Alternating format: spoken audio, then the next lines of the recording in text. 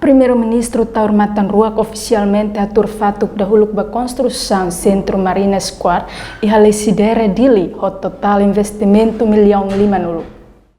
3, 2, 1. Please, big round of applause. Finally, the project construction, development, Marina Square is starting.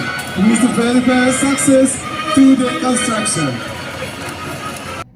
Cerimônia hatur fatuk dahulu ba construção Marina Square e halesidere diline hala ao terça-feira semanane marcamos presença do ministro coordenador assunto econômico Joaquim Amaral no diretor Trade Invest Arcanjo da Silva.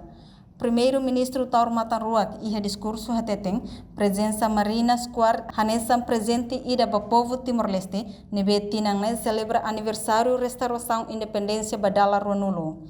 Investimento neto do primeiro-ministro se eleva desenvolvimento turismo.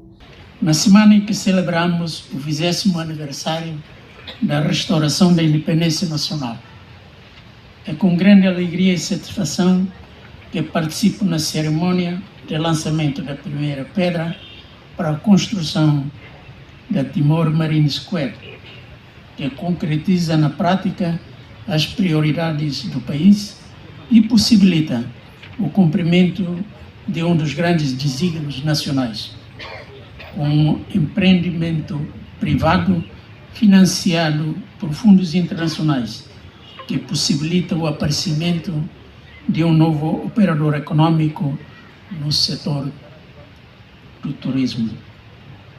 Primeiro-ministro Dehan, Marina Square sai infraestrutura moderno, também se sai fato em favorito da visita turista nacional no internacional. Construção acumula trabalhador com quase a tusrua limanulo, nebe saimos meios formação habilidade timorwan no fontes rendento, onde atinge Morris Diak. Taur Matanruak husubat timorwan hotu precisa renova Hanoi a tulori investimento barak ih Timor-Leste.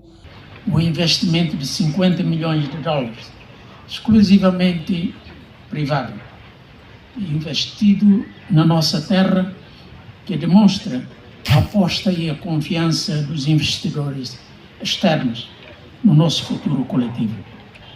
Timor-Leste é um país acolhedor, seguro e pacífico, com diferentes ofertas e potencialidades no setor do turismo, da agricultura, da pesca, da indústria, do comércio e dos serviços, que beneficiarão a comunidade com a presença desse novo polo de desenvolvimento urbano.